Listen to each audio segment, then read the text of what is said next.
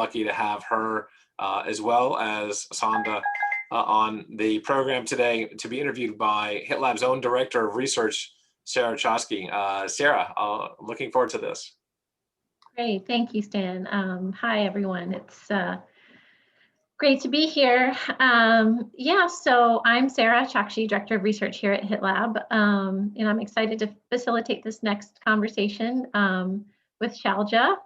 Shailja is the CEO of Curio Digital Therapeutics, and as well as Sandra of Aris Global. And we're going to be discussing today the role of patient advocates in postpartum depression and digital interventions. And so, Shailja, if we could just start with you, Shailja and I are fortunate to be working together currently on some research around Curio. And I was just hoping you could start us off with a brief introduction, followed by Sandra. Sure. Thank you, Sarah, and thank you, HITLAB. Nice to meet you, Sandra. So thanks for joining this panel. Really appreciate it. Looking forward to the dialogue here. I am, as Stan and Sarah just said, I am a CEO, physician by training of Curio Digital Therapeutic. We formed this company about 2.5 years back, which is solely focused on delivering digital mental behavioral health solutions for women. So our vision is to actually talk about behavioral health across the life cycle of women.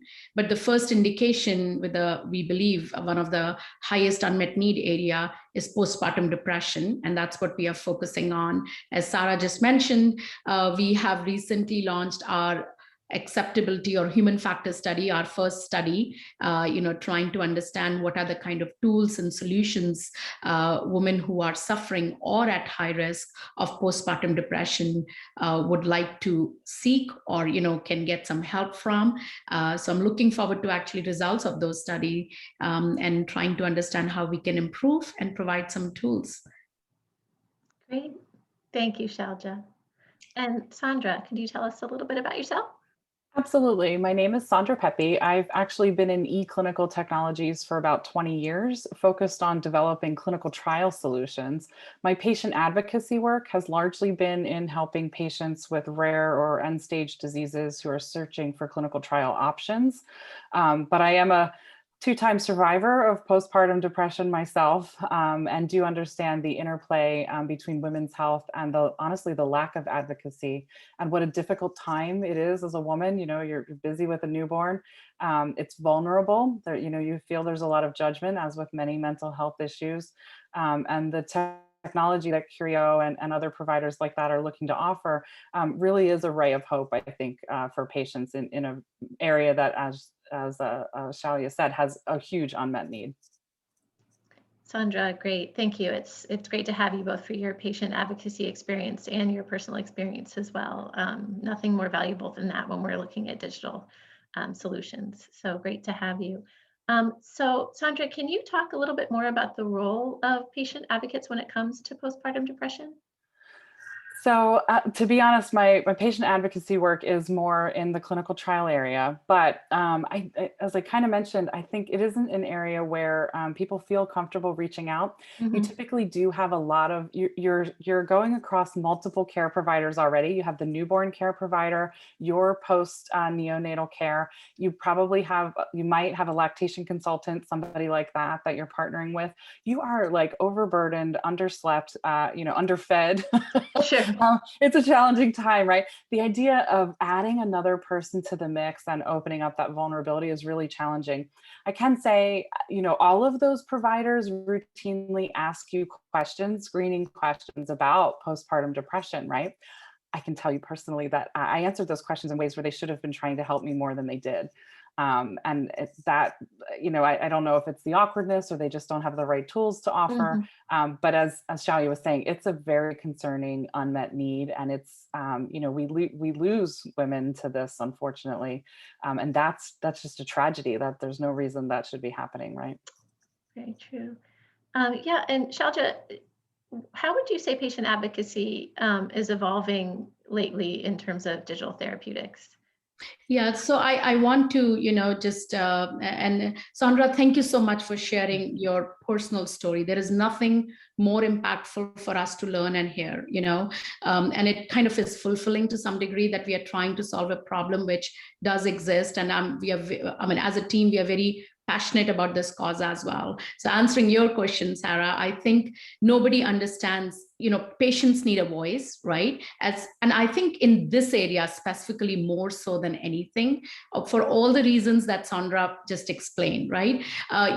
Women are going through so many different, and this is the sad part, that in this particular time period, a woman is going through the healthcare system in multiple ways, yet the area which is probably maybe underlying concern of many, many things that's going through and may have an impact long-term, not just on mother, but the infant's growth and society at large, we ignore that, right? Because either that's not a priority, it's falling through the cracks, or the woman is overwhelmed. So I think just having this understanding and being a voice of patient, making patient understand and navigate through very, very messy maze, more so in this time, I think that's how I see patient advocate and patient advocacy playing a very big role, Oh, very good. And, as I'm just thinking, as we move more and more towards virtual consultation, particularly, anyway, but particularly, in light of the past year, Sandra, what would you say are the challenges that patient advocates have sort of gone through, trying to adapt their services, for lack of a better word, to the new environment? I think there have been some pluses. It's a lot easier for patients to prepare and have that piece of paper than to have to remember to pull it out when they get to the doctor's office. They can kind of prepare their space. You can coach them and guide them on that. They're in their familiar environment. So, I get white coat syndrome. My blood pressure always goes through the roof. And I love doctors, know lots of doctors, but can't stop it from happening. So, you're at home. It's a little bit more familiar. You, I think, can open up a little bit more, be a little more vulnerable with your healthcare providers. So those are the pluses. I think the negatives are it's easier to hide things, not hide your physical surroundings in a video call, but it's easier to not answer a question, kind of maybe be more vague, and you don't feel as much pressure perhaps in some of the screening questions. So it's easier to fly under the radar in what we've been seeing anyway. And then it's also been difficult. So, healthcare, telehealth is really set up for one patient who's verified to know who that patient is to talk to that one provider. But a lot of times people need their support network. And a lot of the systems today don't really give away for either an advocate or a family member who might be key to that person's healthcare that they want to invite into their visit to join. So especially in like end of life and oncology events, people are kind of losing out on their personal network in advocacy. So that's been an interesting challenge. But I think these are great opportunities for Shailja and the Curio team to really offer some technology that helps patients. That sounds great. Shailja, do you want to comment on that a little bit in terms of the way, either with Curio in particular or just in general, you see digital therapeutics as taking advantage? Yeah, so I think, as Sandra was saying, that's the unmet need area we identified, right? The goal is nothing can beat a human interaction, right? So the goal is not to replace that. The goal is to augment it. And maybe in the areas where, for example, in this particular scenario, when mother is already overwhelmed, right? There is a certain degree of stigma because motherhood is supposed to be a happy thing, right? So how come you're not feeling good? Like, that stigmatization is there. And, the society in general has painted a very rosy and nice picture of motherhood and, a new baby, right? Which may not be breastfeeding. Breastfeeding is always easy, right? Yeah, always the nice thing. I mean, how can it be something negative associated with that? Many of us know I love my child, but it's not the case.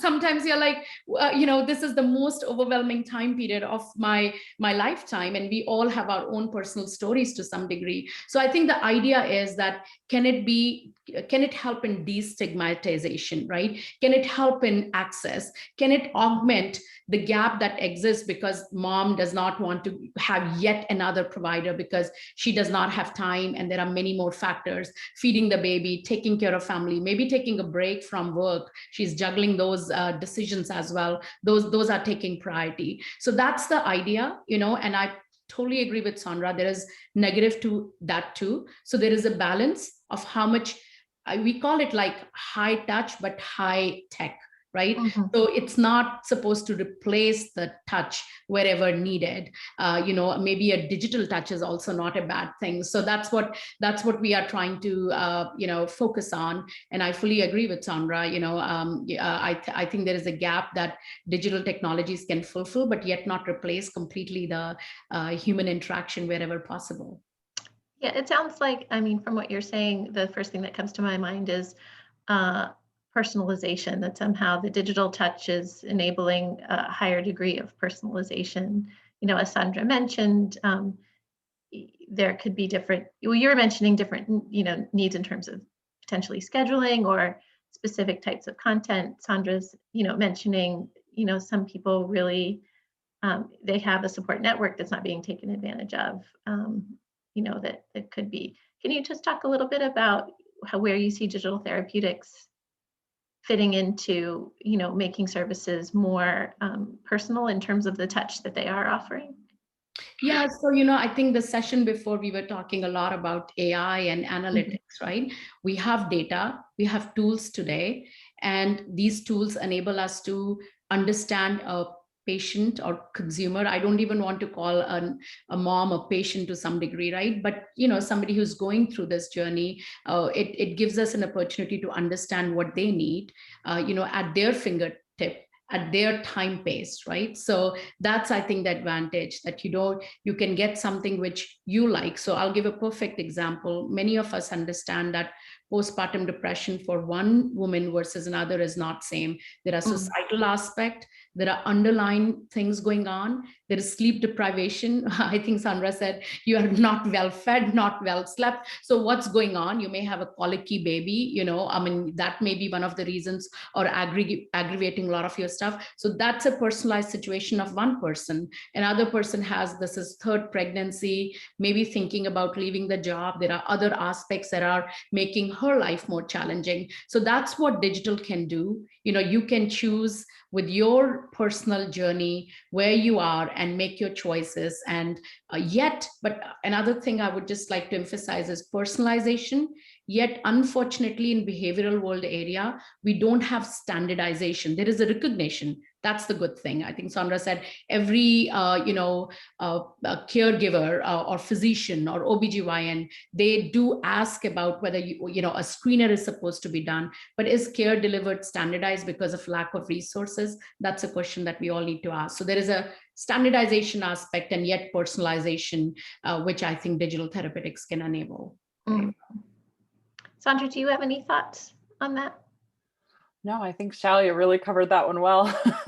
I don't have anything, I can't think of anything to add there. I'm sorry. Oh, yeah, no. And, I'm also just thinking about, you mentioned most of your work in patient advocacy has been in the clinical trial space. And I'm just wondering, but today we've been talking about postpartum depression, and generally you can imagine how this translates into just behavioral health in general.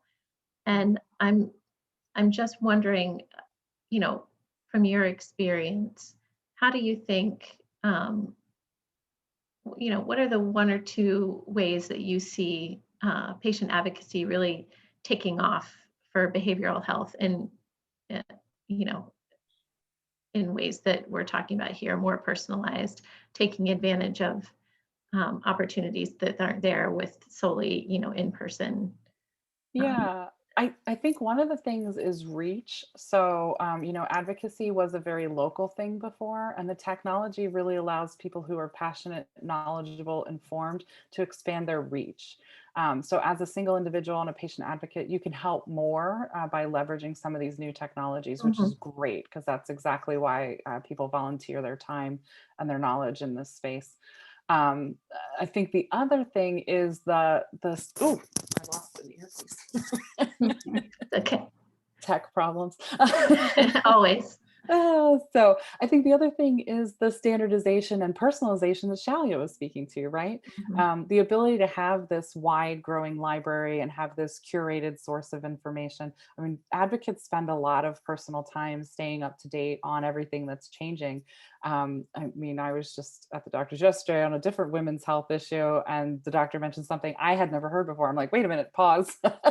And I had to go learn more, right? So I think these technologies are really helping everybody. It always takes a village, and it really helps you expand the reach of your village, I think, which is great. I think there are never enough volunteers for any of these good causes. So I think it's a Sure. really good improvement. Great. Yeah. So do you have any advice? Last question. I'm going to ask of both of you, but Sandra, on your end, do you have any advice for individuals who want to get involved as a patient advocate? Oh, um, this is probably advice I'm really terrible at following on my own, and it's what Okay. limits my advocacy. But and it's probably my doctors struggle with it too. But it's not taking it personally. The areas that I work in have a very high. I can tell you the name and family member of everyone that I've lost, and I feel it so personally, carry Yeah. it personally. So it's really difficult. You celebrate the wins, but I don't know, the losses always feel worse. So find a way to have that balance in your own volunteerism and your own advocacy, and I guess celebrate the wins more than the losses.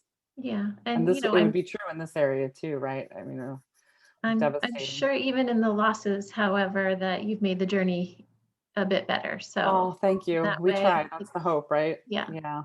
Hmm. Um, Shailja, so what about you in terms of, founders like yourself who are looking to include patient advocacy as part of what they're offering in their platform? Do you have any advice from your experience? I think one of the things I would say is that early on, one of the missions that we went ahead was that let's not lose focus on our core mission of patient, right? I mean, so we have been very particular in understanding the patient needs and their journey. We would like to talk to more and more advocates, and because advocates like Sandra are the one who are talking to these patients, trying to help them navigate through a system which is fairly complex. I mean, in this situation, it's even more complex. Just multiply it, I think, 3 or 5x to what complexity already exists in our healthcare system. So our goal is to make it easy. Our goal is to provide that information. And I think all I will tell, others would be that let's make sure that we keep patient and patient advocacy in the center of what we do, and make sure we design solutions around them, not necessarily just for them. So, yeah. Great. All right. Well, I want to thank you both for this really interesting and heartfelt conversation. I've enjoyed it a lot. I hope everyone's gotten a lot out of it, which I am pretty sure is the case. And we'll see you again soon, I hope. Thank you, Sarah. Thank you. Thanks, Thank Sarah. you. Thank you, Shailja and Sarah. Bye, everyone. Thanks, Dan. Yeah. Tremendous interview, and thank you all. Thank all three of you for just an incredible background on what's happening in women's health, and particularly in postpartum depression, and just the consequence of the pandemic on top of that. And so what we've had here today, I think everyone in the audience, I've been getting messages, LinkedIn messages, et cetera. We've already got a few folks signed up for this